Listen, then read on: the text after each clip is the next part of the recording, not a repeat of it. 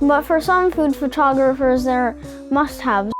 What's shaking bacon? I'm Joni Simon, food photographer. Welcome to my studio. This video is part 2 from a prior video about lenses for food photographers. If you missed that, it is linked right here. But there's a reason that I created a separate video for these 2 additional lenses on the list. They're much more niche, they're more specialty, they're definitely a lot more spendy, and they're also not going to be loved by everybody. But for some food photographers, these are must-haves. And so the very first one is an 85mm tilt shift lens. A tilt shift is a specialized type of lens that allows photographers to control the orientation of the lens elements in relation to the camera's image sensor. And so what does that mean? Well, let me show you. So I've set up this shot and I'm using an aperture of f2.8, which creates that really nice narrow depth of field. And we have a small area in sharp focus. Everything that's not in that area is blurry, what we of course refer to as bokeh or bokeh. I was corrected by the folks at Nikon to say bokeh, and I've changed it ever since. And so that area of focus operates on a flat plane that is parallel to your sensor.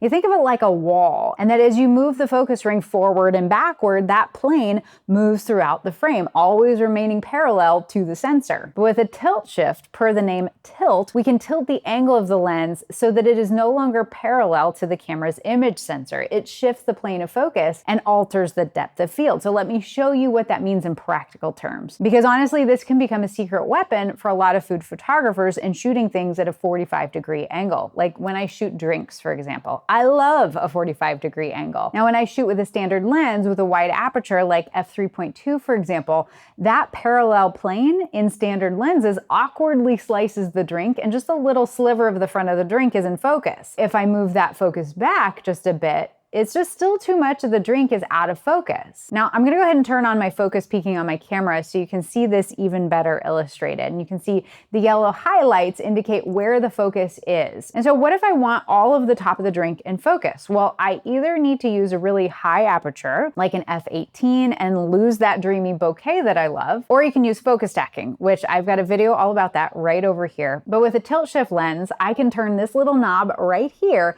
which then tilts the element inside the lens. It tilts the lens, so now I can see the whole top of the drink is in focus. Because that lens element is no longer parallel to our sensor, it's now at an angle, which works with this 45-degree angle on this drink. You can also use this for really cool effects when you want to play around with the depth of field, like in an overhead shot. Instead of keeping the focus parallel to the surface, you can shift it so that though your camera is parallel to the surface, your focus isn't, and some parts can be in focus while others can be blurred when you're using a wide aperture. You can see here my subject nicely in focus, but the edges of the frame totally out of focus because of that tilted lens. Now, it's worth noting that tilt shift lenses are often completely manual focus, so they do not have autofocus capabilities, which can be a bit more challenging for some photographers compared to standard lenses. But also because it's fully manual, it means that it is also fully manual aperture. So you are changing the aperture on the lens, not on the camera. But for the right photographers in the right situations,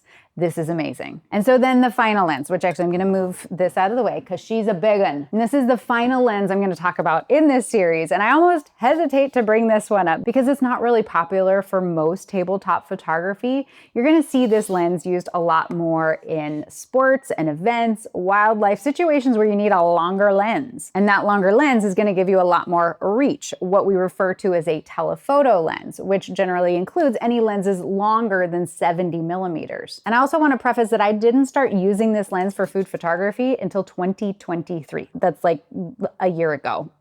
For the first 8 years of my career, hundreds of shoots, thousands of photos, cookbooks, ad campaigns, videos, I did not need this lens. So I do not want you to think that this is a must-have. I don't want you to go buy this. Don't buy this lens. But I do love this lens, so I'm going to include it here. And it's the 70 to 200mm. Now, I had this lens for shooting things like, for example, at my church when I'm photographing ceremonies and I need to keep a low profile, but I still want to get close to the action. The longer focal length gives me that reach. Or like when we're out camping and I want to capture animals, or I have been that parent using this at our kids' performances so I can capture images of the kids on stage as if I was like right in the middle of the action. Ain't no shame in my mom game. But I had never considered it for food because it is such a long focal length. But earlier this year, we were capturing a casserole in the studio and I wanted to shoot it on a 45 45-degree angle, which I would typically use a 105mm lens for. But the 105 just really felt too constricting, too limiting, and I was really struggling to get the angle and the framing I wanted.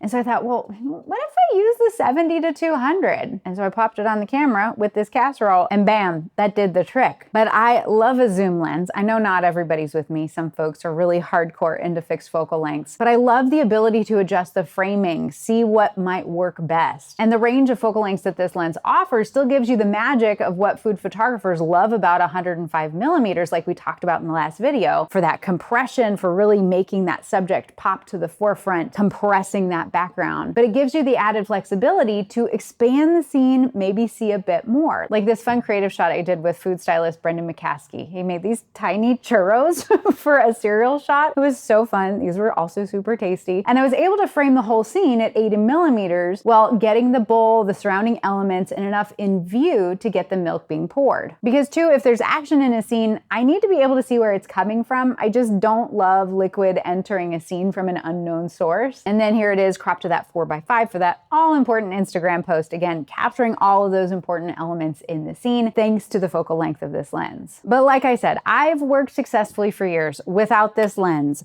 without a tilt shift lens. So I don't want you thinking you need to go out and spend $2,700 on a 70 to 200. But like I mentioned in the last video, lensrentals.com is a favorite source for me for renting lenses. I rented both of these lenses before I actually committed to buying them. And it's great too if you have a gig that requires one of these specialty lenses, but you know you're not going to use them frequently. Please rent them. But so now that we have covered what I think are all the significant lenses in the food photography pantheon of lenses, I'd love to know, is there one that I've left out between the previous video and this one? A lens that you love that needs to be included? Let me know in the comments section below. As always, thank you so much for stopping by the studio. I hope you have a fantastic day. You stay out of trouble, have some fun with those lenses, and I'll see you soon, okay?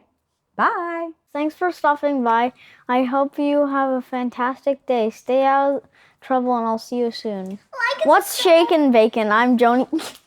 Like and subscribe, please.